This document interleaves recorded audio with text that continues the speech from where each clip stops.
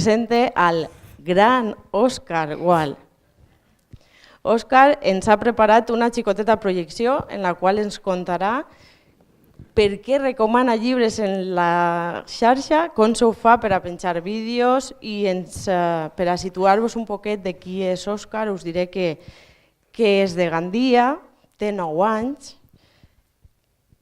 és gestor del seu propi blog, que el va crear en octubre de 2015. La darrera entrada que hi ha en el blog és d'octubre de 2017, és a dir, que està viu, el manté actualitzat. El maig passat el van convidar ja a unes jornades de professorat a Gandia, que va participar també com a ponent, i fa entrades en castellà, en valencià, en anglès. Així l'artista. Té un canal de YouTube amb més de 30 vídeos i té un dels vídeos on recomana la col·lecció de Futbolíssimos, que molts xiques de la seva edat coneixen, compta amb més de 3.000 visites el vídeo. Sense més, li dono la paraula a Òscar i faig pujar a l'escenari a son pare, que ens ajudarà a la projecció.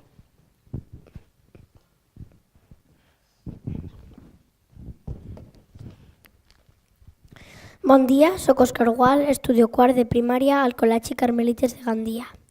En primer lloc, vull donar les gràcies a l'organització per convidar-me a compartir taula amb Marta Botet.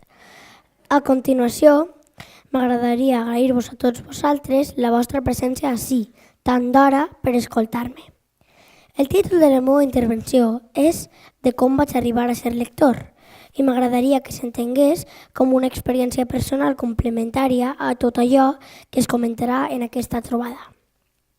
Malgrat que encara no he arribat a la decena, si miro enrere no recordo cap dia que no tingués un llibre a les mans. No vull dir que em passe les hores llegint, ni molt menys, simplement que des de ben menut m'ha agradat fullejar-los. Eixa familiaritat amb la lectura és conseqüència de la intervenció de 3 entorns diferents: la família, el col·legi i la xarxa de biblioteques de la qual soc usuari. El més proper, lògicament, ha estat la família. No només he tingut la sort de que els meus pares siguin lectors, sinó que tots dos treballen com a bibliotecaris en la xarxa de biblioteques de Gandia. Ja no es tractava d'estar envoltat de llibres, d'entendre'ls com una presència natural, no, sinó d'interactuar amb ells des de ben menut. A casa es posava en pràctica el que Emili Teixidor explicava al seu llibre La lectura i la vida. Contagiar el desig de llegir és com contagiar qualsevol altra convicció profunda.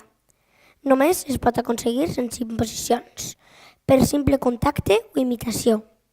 El millor contacte és l'exemple. I com van fer això els meus pares? Mireu aquesta fotografia. Si us fixeu bé, jo, d'alguna manera, ja estic present. Aquest va ser el meu primer viatge, dins de la panxa de la mare, a la Fira Literària Montllibre, a Barcelona. Des de llavors he procurat assistir sempre que he pogut. Fins i tot vaig aconseguir obrir la secció de cultura d'un noticiari del canal 8 TV. Es podria dir que la meva primera intervenció pública parlant de llibres va ser als 2 anys acompanyat de la vaca Paca. Però ara que no en sent ningú, us he de confessar també que no tot va ser tan feliç. Doncs, després d'haver omplert la bossa amb tots els llibres que m'agradaven, sense que els meus pares se n'adonessin, vaig aprendre una dura lliçó, que els llibres s'havien de pagar, no hi ha un altre remei. Fires literàries, presentacions de llibres, recitals, obres de teatre, llibreries peculiars, juntament amb les pastisseries, han estat sempre les nostres preferències familiars.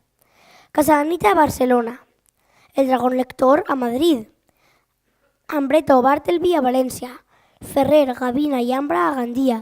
Foren i continuen sent els proveïdors del material que omplia la meva biblioteca personal. Contes i àlbums il·lustrats que feien les meues delícies i que demanava una i altra vegada que més llegirem. Tant m'agradaven que després jo es volia contar. Fins i tot, els conflictes greus a casa es resolien amb els llibres. Us he portat una samarreta. Segur que tots teniu al pensament una coneguda marca de roba italiana, doncs esteu equivocats. Un matí que ma mare tenia molta pressa, jo vaig decidir imposar el meu criteri estètic. Aquella samarreta no combinava bé. Arribaren els plors i fou quan ma mare em va revelar la veritat. Les sigles UCB, conegudes per tothom com l'anagrama de United Colors of Benetton, amagaven en realitat un important secret familiar. Aquelles lletres feien referència a la Unió de Classes Bibliotecaris i sols els fills del gremi bibliotecari podien portar-les. Imagineu el meu orgull quan ho vaig saber. Unió de Classes Bibliotecaris. Ha arribat el moment de parlar-vos del segon entorn, la xarxa de biblioteques de Gandia. Els projectes, com els treballs de classe, només ixen endavant amb la bona voluntat de les persones i crec que Gandia, en aquest sentit, va tindre molta sort. En les dècades dels 80 i dels 90, un grup de gent jove va creure en la possibilitat de crear un servei bibliotecari pioner que s'estengués per les diferents barriades d'una ciutat que aleshores estava desenvolupant-se. Així, en tren, perquè va ocupar l'antiga estació, arribà la primera biblioteca infantil i juvenil de la Comunitat Valenciana, amb entitat i edifici propis. Tots els que estem ací hem de tindre en compte que aquest fons infantil i juvenil no era una secció d'una altra biblioteca més gran, sinó que era un edifici amb només un fons infantil i juvenil. Fins al dia d'avui, on 5 biblioteques bateguen a l'uníson per cobrir les necessitats dels seus 44.000 usuaris. La xarxa municipal de biblioteques ha permès que xiquets com jo puguin gaudir d'un servei bibliotecari excel·lent, que òbviament influeix en el mode en què ens apropem a la lectura. Aquesta és la data en què vaig ser nomenat cavaller de biblioteca, per ordre de Tirant i Carmesina, dos personatges clàssics de la nostra literatura que sempre estan presents a la biblioteca infantil i que donen nom al meu blog. Aquestes iniciatives són les que et fan sentir membre d'un col·lectiu especial. Les animacions lectores, els tallers, les sessions de biblioteca, l'emoció intensa en conèixer a Elbot, el drac de les biblioteques, les hores ballant a la plaça amb Marcel el Marcià i Dani Miquel, fan que per a mi sigui molt emocionant formar-hi part. Eixa relació amb les biblioteques és tan natural que el passat 24 d'octubre, dia de la biblioteca, em van convidar a participar en una celebració original i vaig acceptar de seguida. Es tractava de sorprendre i alhora agrair als usuaris per la seva confiança en el servei, en un acte molt emotiu. De fet, en altres ocasions, els xiquets i xiquetes han omplert la plaça per fer festa amb els llibres, sempre en una data assenyalada.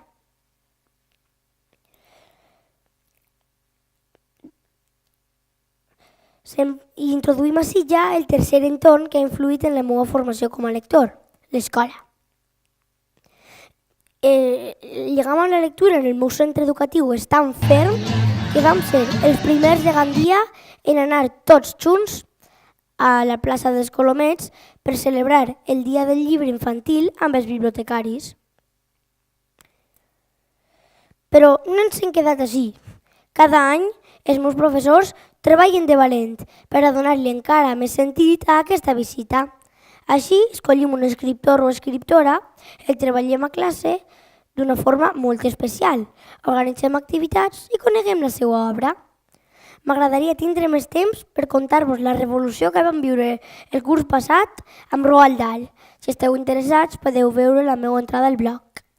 O la gincana pels carrers del centre de Gandia, cercant el llibre de la Clara, activitat que el col·legi va decidir, per cert, presentar els Premis Bromera de Foment de la Lectura. Us he portat exemples pràctics de treballs relacionats amb la lectura que fèrem els cursos d'infantil i que ens donaven l'ocasió d'apropar-nos a la literatura de la forma més lúdica possible. Els podeu agafar i fullejar-los.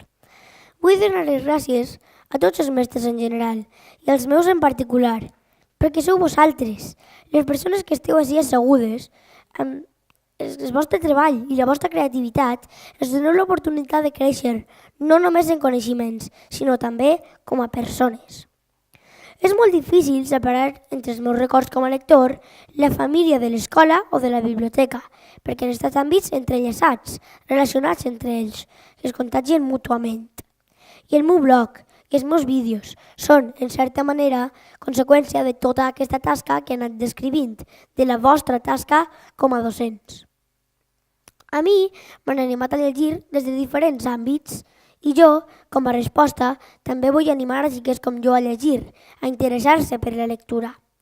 Suposo que després de tota aquesta explicació heu entès que jo no vull res més que un món ple de llibres. Animeu-vos i a llegir. Moltes gràcies per haver-me escoltat.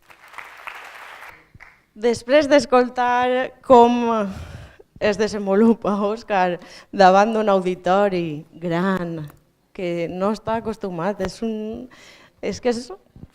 el que vos deia abans, la paraula crac es queda curta.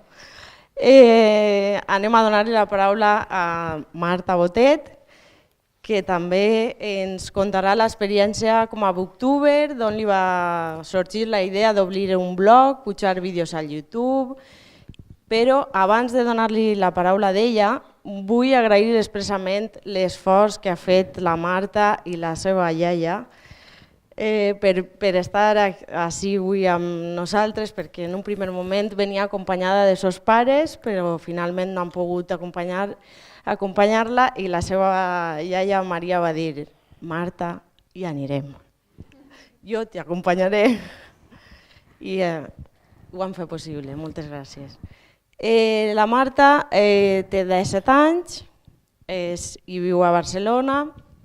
També té un blog que es diu Recomanacions de llibres. Va crear el blog en 2011 i quan només tenia 12 anys va començar a pujar vídeos al YouTube, parlava de llibres. A dia d'avui al YouTube hi ha més de 125 vídeos penjats, amb una mitjana de 1.000 visites per vídeo. Hi ha un d'ells que té més de 12.000 visites, és aquell que on vas anar a Nova York. L'última recomanació que fa en el seu canal és del mes de setembre, si no m'enganye, està estudiant i ha de prestar atenció als estudis, per tant no passa res. Però això denota també que el canal està actiu. I després també voldria comentar-vos que puc dir moltes coses d'ella, però jo crec que millor si li donem la paraula a la Marta que ens conti per què va triar parlar de llibres i d'on et va vindre la idea de fer això. Li dono la paraula. Moltes gràcies. Primer volia dir que sí, això de no haver penjat un vídeo des del setembre sona molt malament, però a segon de batxillerat requereix el seu esforç i portant penjant vídeos des del 2011 he fet, no és ni una pausa, jo continuo fent vídeos i continuo tenint idees i ara la que pugui m'hi tornaré a posar. Però sí, moltes gràcies, això que ha dit la Rosa de poder estar aquí, perquè la veritat és que va ser bastant difícil. Primer veníem, després no veníem, venia sola, venia amb l'àvia, venia amb els pares, no ho sabia, aleshores poder estar aquí finalment em fa molta il·lusió, especialment per poder estar davant d'un auditori de professors que tenen ganes de transmetre la passió que tenim joves com nosaltres per la literatura als seus joves que tenen a les aules, ja que, com bé sabem, no tots els joves tenen aquesta passió per la literatura i això és el que jo porto intentant canviar des dels 11 anys que vaig crear el meu blog. Així que posaré això, que... Bueno, sí, em quedaré aquí i aniré passant. Mentre es carrega, aquesta presentació al principi surten unes fotos també de jo de petita, que em pensava, quan la vaig fer aquesta presentació, que la tinc feta des de fa bastant de temps, pensava que era xulo i diferent posar fotos de jo de bebito amb llibres, però ara veig que n'hem vist moltes i m'encanta això, vull dir, m'encanta veure nens petits amb llibres. la presentació de la Júlia i de l'Òscar m'han demostrat que aquesta passió per la literatura no es morirà i que si des de tan petits ja es cultiva, això és una cosa que només pot anar a més i a més gran. Així que, bueno, sí, aquesta sóc jo amb 9 mesos, amb llibres, perquè, com ha dit l'Òscar, també la lectura a mi em ve influenciada per uns quants entorns, però principalment és el familiar, ja que a casa meva tenim 3 habitacions destinades als llibres, o sigui, 3 habitacions completes que tenen llibreries a les 4 parets i fins i tot a la meva habitació vaig decidir, bueno, jo tenia prestatgeries on tenia llibres, però quan vaig fer els 15 anys els hi vaig demanar als meus pares si em podia posar tota una paret de la meva habitació de biblioteca i aleshores allà ara tinc tots els meus llibres, per tant, clarament a casa meva som lectors, vull dir, molts de vosaltres coneixeu a la meva mare, que evidentment és una lectora, o sigui, és una de les meves principals inspiracions per això, i el meu pare també sempre m'ha transmès aquesta passió per la literatura, ja que ell també llegeix molts llibres, ara s'ha passat molt al digital, que és una cosa que, bueno, jo prefereixo els llibres de paper, però a casa meva som molt lectors i jo sempre he crescut en aquest entorn, vull dir, per mi el llibre mai ha estat un objecte estrany, cosa que en moltes cases sí que passa i molts nens els llibres els associen només amb l'escola. I és per això que es crea aquest estereotip que els llibres són avorrits o són deures o són friquis o totes aquestes coses perquè automàticament ho associem amb l'escola. Però la veritat és que això no passaria si els llibres es tinguessin a casa des d'un principi. Ara cada cop més, especialment en el món en el que vivim digital, és molt més fàcil donar un iPad a un nen que no pas donar un llibre a un nen. Un llibre amb el qual el pare ha d'estar al seu costat i ajudar-lo a passar les pàgines, a explicar-li la història, però és una feina supernecessària que tots, bueno, jo no, però tots els pares han de fer perquè els seus fills puguin créixer en aquest entorn lector. I quan entrin a l'escola i també es trobin amb l'element del llibre, no els hi sembli distant i diferent.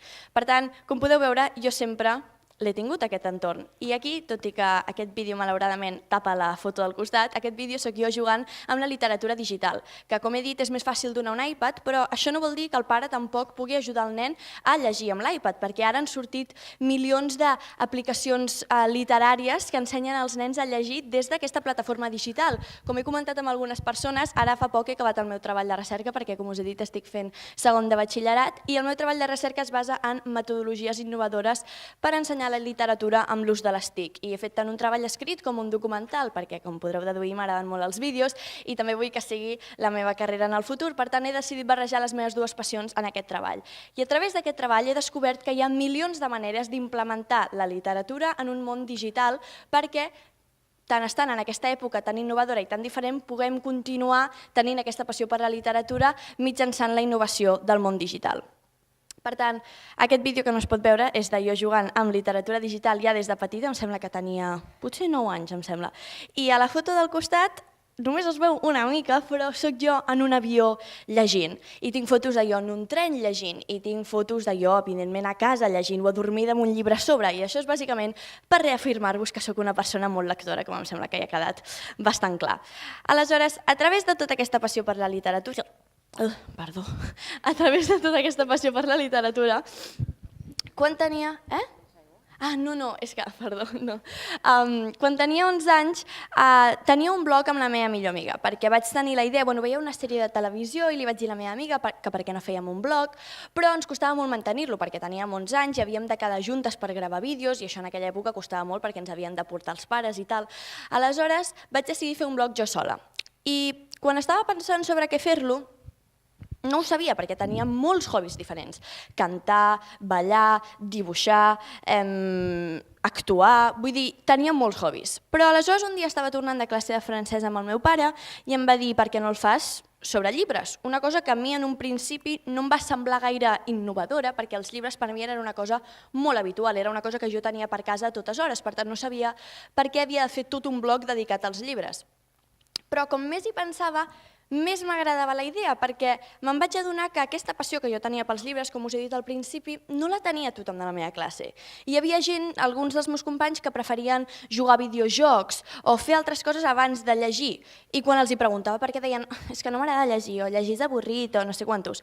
I no els agradava. I jo no entenia per què, perquè a mi m'encantava això d'entrar dins un llibre, viatjar a un món diferent, aprendre de les històries. I aleshores vaig pensar que aquest blog seria l'oportunitat perfecta per transmetre aquesta passió per la literatura als meus companys.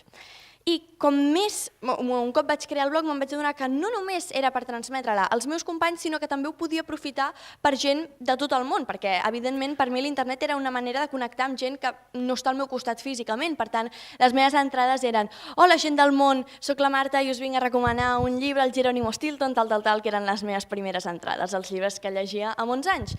Per tant, aquest és el meu blog Recomanacions de llibres que vaig crear el desembre del 2011, en realitat el 2 de desembre del 2011, o sigui que és un aniversari, ho acabo de pensar, així que és la manera perfecta de commemorar-ho. Doncs el 2 de desembre del 2011 vaig crear el meu blog Recomanacions de llibres.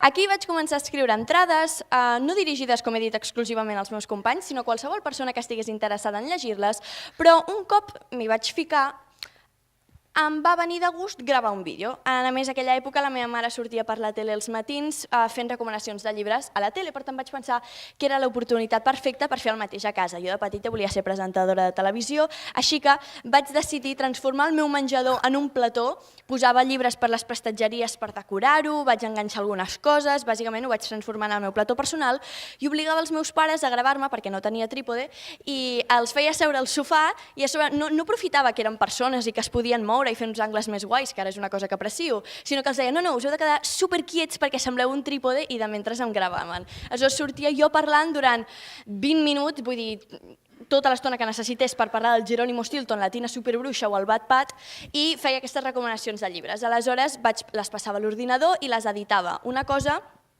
que en aquella època era bastant innovadora per mi, perquè no havia provat mai editar un vídeo, una cosa que ara per mi és quasi és casa meva, el món de l'edició, m'encanta. En aquella època va ser com ho vaig començar a descobrir, per tant puc donar les gràcies al que vull fer de gran haver començat a fer això, perquè aquí va ser on vaig descobrir que volia editar vídeos i fer vídeos. Per tant, aquí va ser quan vaig començar a descobrir aquesta passió. Això que podeu veure a la meva mà és un paper que a la tele es porta molt, agafen un paper i és el que fan. Doncs jo em vaig dibuixar el logo del meu blog, però darrere no hi tenia res escrit, simplement trobava que quedava molt professional perquè a la tele també ho feien, i com que això era recomanacions de llibres al programa, doncs jo també ho havia de fer. Així que aquest és un dels meus primers vídeos en el que parlo de Cònic l'Esquimal, com podeu veure el que he dit, els llibres allà darrere, posava alguns títols per la pantalla i aquests eren els meus programes. A mesura que em vaig fer més gran, vaig sentir per primer cop la paraula booktuber. Quan la vaig sentir va ser cap allà el 2014, crec, no tenia ni idea de què era, o sigui, la veritat no ho sabia. Aleshores em vaig posar a internet i ho vaig buscar i vaig veure tot de gent en anglès, en castellà, etc., que parlaven de llibres a YouTube com feia jo.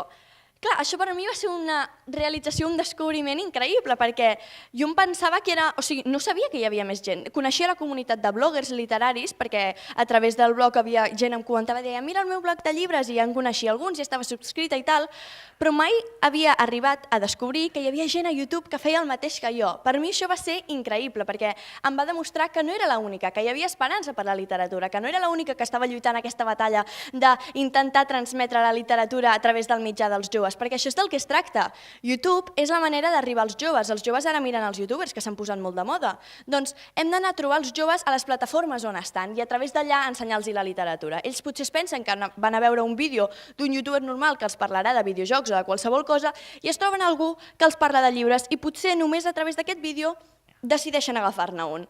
Així que va ser a través de descobrir la paraula booktuber que vaig començar a fer vídeos potser amb un aire diferent. Em vaig com modernitzar una mica. Es pot notar aquest canvi dins del meu canal perquè primer eren aquests vídeos de 20 minuts en els que jo parlo de llibres quasi ininterromputs i a través d'aquest descobriment me'n vaig adonar que hi havia moltes opcions per parlar de llibres. Ara us en voldria ensenyar algunes, així que deixo això aquí, perquè us vull ensenyar alguns dels tipus de vídeos que es poden trobar al F5, que es poden trobar al meu canal. Espera, no ho he fet bé. Sí? Vale. Disfresses de Halloween. Qui diu que no podem barrejar qualsevol tema del món, penseu-ne un, es pot relacionar amb llibres. Soc una apassionada del Halloween, m'encanta. O sigui, m'encanta, a casa meva, us ho pot afirmar la meva àvia, queda superdecorada quan és aquesta època de l'any. Com va dir la Júlia, que també li agrada molt el Halloween.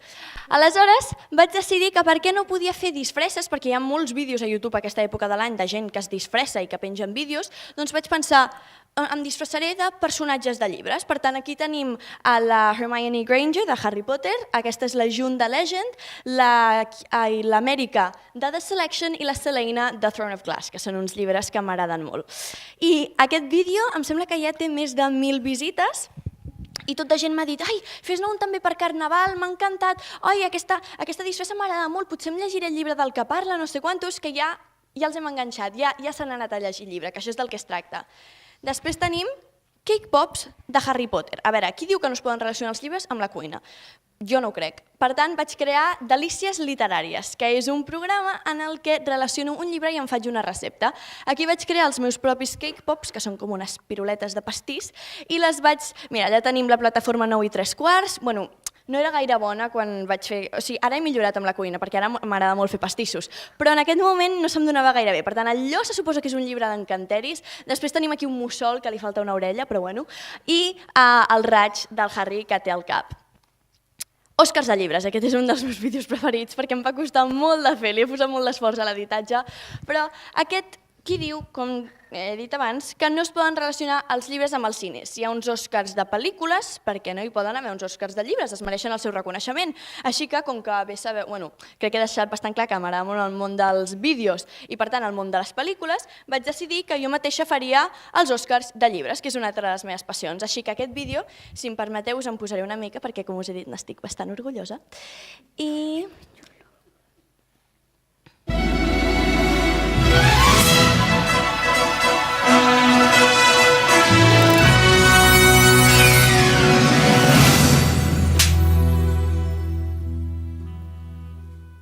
I comencem. Hola a tothom, benvinguts de nou als Oscars 2016. Recordo que l'any passat... Tenim una catifa vermella i tot, perquè era molt professional tot. I aquí per celebrar els millors llibres del 2016 i han començat el 2017. Bàsicament, dura un quart d'hora, perquè encara que els vídeos no hagin deixat de ser curts, com he dit, feia primer vídeos de 20 minuts, ara en faig d'un quart d'hora, m'agrada molt parlar i no els puc tallar, però sí que l'editatge es fa més amè i per tant l'estona passa més de pressa, però bàsicament aquí em disfresso de diferents personatges i em disfresso de diferents personatges i vaig acceptar l'Oscar d'aquest llibre i, si el voleu anar a veure, està al meu canal de YouTube, per tant hi podeu anar, però bàsicament és això, trobar maneres diferents de transmetre llibres. Per tant, tenim DIYs, que és això de do it yourself, que són manualitats que pots fer, i aquí ho vaig relacionar amb llibres. És una caixa que al costat té tot de cites literàries que pots apuntar pels teus amics, llibres per Sant Jordi, quins llibres pots regalar als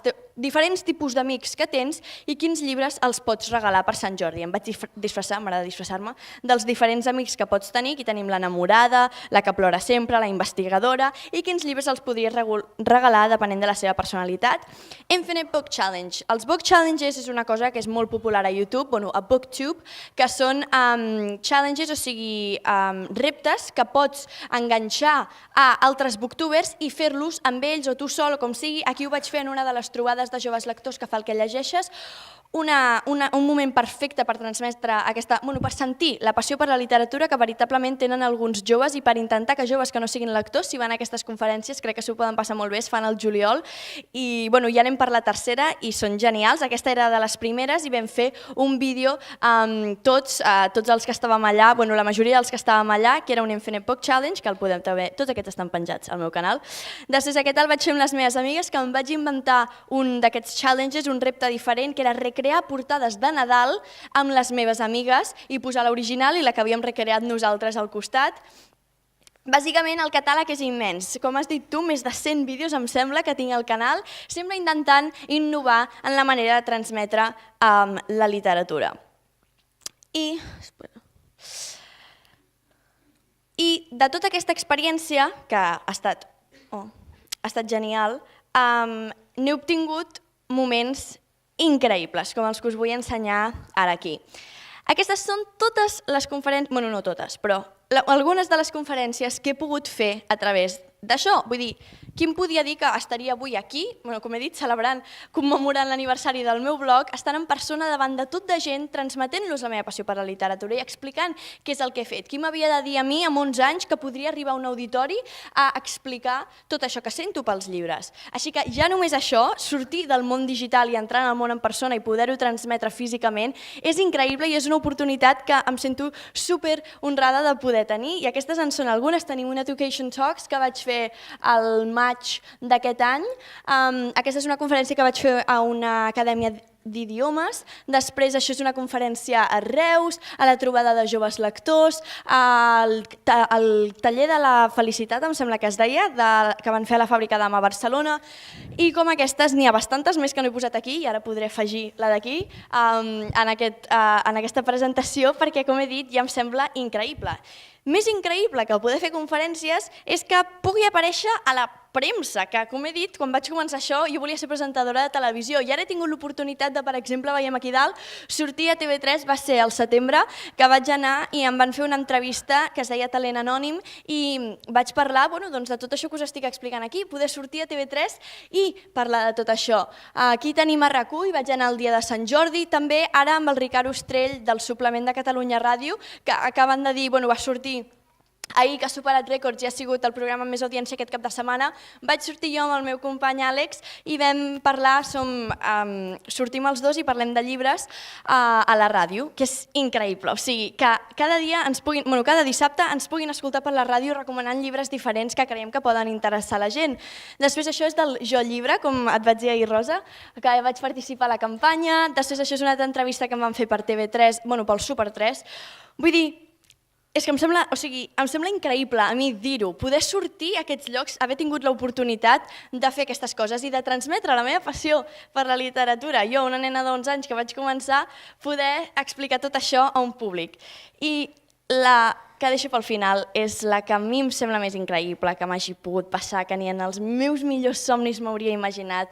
Va ser el poder anar a Nova York a participar a una TED Talk davant de 500 persones en directe, més 3 milions a través de digital, i parlar del que us estic explicant aquí, de quin ha estat el meu viatge a través del món dels llibres i com comparteixo les meves ganes de llegir i intento enganxar a gent al món de la lectura. Així que aquesta bàsicament va superar totes les meves expectatives i no crec que mai pugui arribar a fer res així, perquè amb 15 anys vaig tenir l'oportunitat d'anar a Nova York i participar a TED, que es diu, si no sabeu què és TED, és bàsicament una empresa que el seu lema és Ideas Worth Spreading, idees que valen la pena compartir. Que la meva idea sigui una idea que val la pena compartir és un honor i em fa molta il·lusió estar avui aquí compartint-la amb vosaltres. Així que moltes gràcies i recordeu, mai deixeu de llegir perquè és increïble i et pot portar a llocs inimaginables. Moltes gràcies.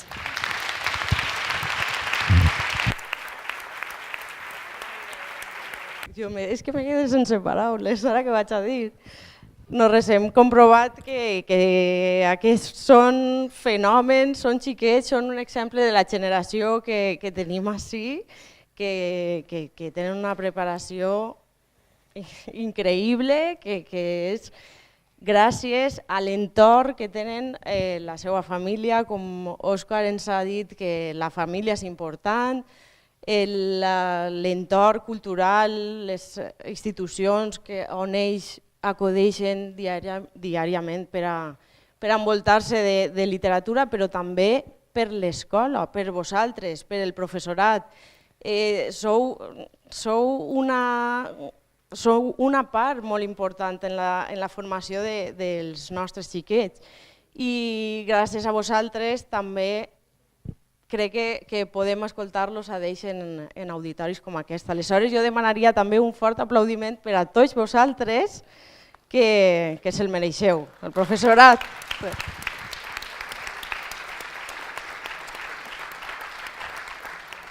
I ara, Helena, si vols passar, si hi ha algú que vol fer-los alguna pregunta, en la targeta aquesta que havíem deixat a les bolses, Helena passa, la donem, pugem a l'escenari, la compartim.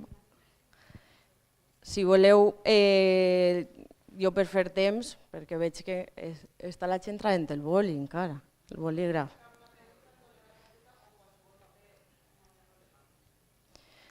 per trencar un poc el gel, jo començaria a fer-los a deixar una pregunteta de dir, per exemple, Òscar, tu com animaries a la gent que tenim així a l'auditori, ja siguin mestres, xiquets com tu, que ja per així també, o la gent gran que ja deixa de treballar, com els animaries a recomanar llibres com ho fas tu? Als canals del YouTube o la xarxa, què han de fer? Com han de començar? Doncs, primer que tot, han de tindre aquests 3 centons que he explicat plens de llibres, perquè si, per exemple, la família no els anima a llegir, en el col·legi no lligen i, per exemple, no van a la biblioteca, doncs se suposa que així no llegiran, perquè aquests àmbits tenen que arribar a ells de mode que s'animen a llegir. Si la família els impulsa a agafar un llibre i llegir i en l'escola els ensenyen també a la mateixa iniciativa i si van a la biblioteca presten llibres i se'n van a casa i els obrin i els lligen i els acaben i es tornen i agafen un altre, això vol dir que s'han enganxat i això és el que hi ha que fer perquè si aquests àmbits no arriben a ells no arribaran als llibres. Puc dir jo també una cosa? Sí, clar. Jo crec que els professors són unes persones molt importants perquè, com he dit, a casa a vegades es perd aquest àmbit literari que s'hauria de tenir i que a nosaltres ens ha convertit en les persones lectores que som. Per tant, per a aquells nens que no tenen l'entorn literari a casa, crec que els professors sou una part molt important de la seva vida com a lectors. Vosaltres teniu la clau de poder-los enganxar al món de la lectura i de fer que una persona que a casa seva no té llibres o que no és lector, que la seva família no és lectora, es converteixi en algú que adora la literatura i els podeu ensenyar aquest món fantàstic que per nosaltres és, un món que per nosaltres és fantàstic, que és el món de la literatura, en transmetre a alumnes que potser no l'han descobert ells sols. Per tant, crec que la figura del professor és molt important en aquest desenvolupament i que tenen el poder d'aconseguir una cosa tan màgica com enganxar algú a llegir. Tinc així ja algunes de les preguntes que esteu fent. No hem posat el nom per a qui va la pregunta, però la llance i qualsevol de vosaltres o directament, mira, ara li la fem a Òscar. Algun consell per a tots els xiquets i adolescents que reconeixen que els agrada llegir però no ho fan en la nostra llengua? Què els diries? Doncs... Als xiquets que no llegeixen en valencià. Sí, lo primer és llegir. Que lleguen valencià, castellà, com vulguin. Sí, lo primer és llegir. Això és lo primer. I després, depèn de si estan acostumats, per exemple, a llegir en castellà, doncs, per exemple, un dia, si la família, que és l'entorn més proper, els impulsa a agafar un llibre en un altre idioma, en el valencià en aquest cas, perquè jo crec que els xiquets, si estan acostumats a llegir en un idioma diferent, ells sols no podran agafar un llibre en un altre idioma que no és el que estan acostumats a llegir i sense aquest impuls que es dona la família en aquest cas, no podria agafar un llibre en una altra llengua. Clar. Que busquen ajuda al seu entorn. Al seu entorn, principalment a la família perquè és el més proper i el que sempre tenen abast. Clar. Un altre... Molt bé, Òscar. Un altre per a la Marta. Com recomanaries als professors que treballen la literatura a l'aula? Ajuda el fet d'obligar a llegir? Com recomanaries als professors que treballen la literatura a l'aula? Què els diries per a que treballen la literatura a l'aula i que si els ajuda el fet d'obligar a llegir? Obligar a llegir és una cosa, totes les coses obligades mai acaben sortint bé, perquè la persona, més si són adolescents o joves rebels, doncs si giraran en contra i diran m'obligues, doncs no ho faig. Aleshores, la cosa és intentar trobar la manera de trobar aquest llibre que et fa de porta d'entrada al món de la lectura. Jo sempre dic una cita que m'agrada molt d'un llibre que es diu 101 bones raons per no parar de llegir, que diu un lector que és un lector decebut o trist o un lector avorrit és un lector que encara no ha trobat el llibre que li obrirà la porta al món dels llibres. Aleshores, això no vol dir que aquest lector sigui un mal lector o no sigui un lector directament, sinó que no ha trobat el llibre que el xuclarà dins del món de la literatura. Jo recordo que aquest llibre per mi va ser el Jerónimo Stilton, que, clar, no és un llibre, no és un gran, o sigui, no és un llibre clàssic, sinó que va ser un llibre que a mi em va fer de porta d'entrada perquè va ser quan era ben petita, però sé que amigues de la meva classe que no els agradava llegir ha estat a través de que jo els recomanés la lectura que, per exemple, s'han llegit Los Juegos del Hambre, Els Jocs de la Fam, i aquest ha estat el seu llibre de porta d'entrada. O gent que literatura universal ha trobat el seu llibre de porta d'entrada. Bàsicament és intentar connectar amb l'alumne com a persona, no imposar-los una lectura, sinó intentar connectar amb ells perquè ja estem davant d'un públic difícil, per tant és intentar-ho apropar i trobar aquest llibre que els pot fer de porta d'entrada. I si no trobem aquest llibre, és que no vull fer promoció del meu treball de recerca, però va molt lligat amb aquest tema i he trobat 10 metodologies que poden fer servir professors que jo crec que són molt innovadores per ensenyar la literatura i per intentar, com he dit, intentar anar al món dels joves. Quines són les plataformes que fan servir? Doncs a través d'aquestes plataformes intentem connectar amb ells perquè es facin lectors. Tens algun llibre preferit, Òscar? Jo tinc molts llibres preferits. A veure. Els últims que m'ha llegit serien 5 setmanes en globus, l'ingenu, i em vaig llegir alguns més, però no tinc ningú que destaque entre tots, que simplement m'han agradat tots. Sempre tots tenen alguna cosa que m'agrada. Quin és el llibre més gruixut que has llegit? Que sé jo, que estàs per ahí en un vídeo. El Senyor dels Anells. S'ha llegit El Senyor dels Anells. I quant de temps dediques setmanalment a fer vídeos? Setmanalment? A veure, és que quasi no tinc hores. No tens hores? Què vols dir? En totes les extraescolars i tot. Que ho fas els caps de setmana? Normalment, si fem alguna cosa, ho fem els caps de setmana. Per exemple, aquest passat dissabte que vam anar a València, la meva mare i jo vam fer un vídeo sobre Marc Granell, que va guanyar el primer premi Rois de Corella. Estàs al dia, eh? Estàs molt al dia. És que hi haurà gent que no ho sabrà, segurament, que Marc Granell ha guanyat un premi. I l'Òscar sí que ho sap, eh? I, Marta, una pregunta per a tu. Així hi ha algú que diu que té una filla d'11 anys a qui li apassiona la lectura, però està aficionant-se molt a fer vídeos al Musical.ly. Com puc fer-la enganxar-se de nou a la literatura? El Musical.ly també és una cosa que em trobo jo molt sovint a la classe, una cosa que jo no practico perquè a mi, no sé, és una cosa que fa molta gent, la meva pròpia cosina a vegades obliga la meva àvia a fer musicals amb ella, o sigui que sí que és una cosa que està molt de moda.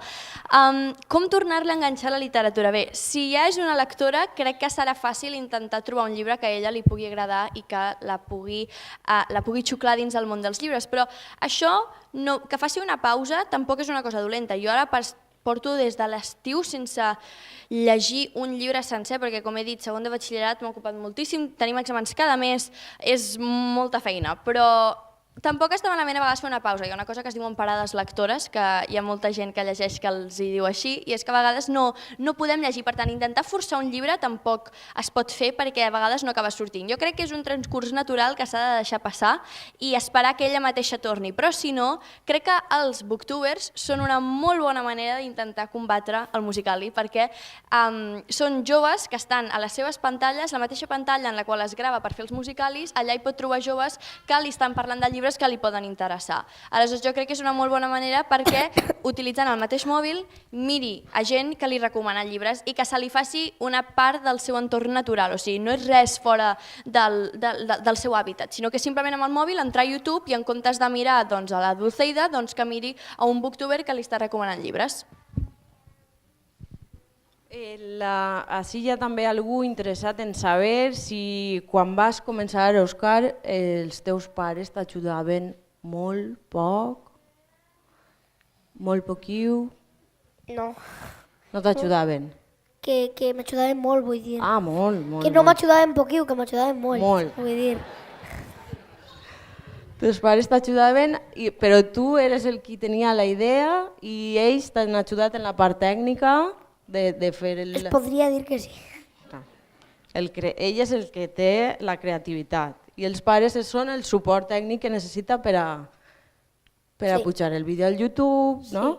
Però això quan vas començar... Ells van ensenyar-me a penjar els vídeos en el blog i em van ensenyar a penjar els vídeos en YouTube, però sí que es podria dir que això és la part tècnica i jo soc la creativitat. Exacte.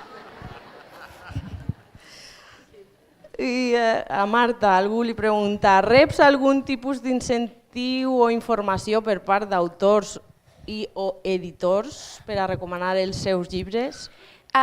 Sí, això és una cosa que jo no m'esperava que existís. Sabia que, per exemple, els youtubers de moda els enviaven roba o maquillatge o tal perquè els recomanessin, doncs és el mateix amb els llibres. Editorials em contacten i em diuen et podem enviar llibres o vols mirar el nostre catàleg i dir-nos quin llibre voldries llegir, i aleshores ells me n'envien i jo vaig posar una condició molt clara quan recordo exactament el dia que em van enviar el primer correu de si volia rebre un llibre d'una editorial. I jo vaig dir, jo encantada de rebre'l, me'l llegiré, però abans de penjar-ne una ressenya, el llibre m'ha d'haver agradat, perquè si el llibre no m'ha agradat, no faré una ressenya dient que m'ha agradat, evidentment, no penso mentir, però segon, no faré una ressenya dient per què no m'ha agradat el llibre, perquè ja estem davant d'un públic al qual la majoria no els agrada llegir, o estic aquí per intentar enganxar-los a la lectura, per tant no faré un vídeo de 10 minuts criticant un llibre i per què no m'ha agradat. Per tant, aquesta és la meva condició, que si m'envien llibres pot ser que els pengi, pot ser que no, perquè m'han d'haver agradat i ha de ser una cosa genuïna, perquè jo crec que la passió és el que principalment s'ha de transmetre a través d'aquests vídeos. Però sí que me n'envien i és una cosa genial, vull dir, que m'enviïn llibres a casa, o sigui, hola, tots els que vulguin. Doncs bé, jo crec que anem a deixar-ho així perquè tindríem per a parlar amb ells moltes ganes d'estar un temps més llarg, però tenim un programa que ens apreta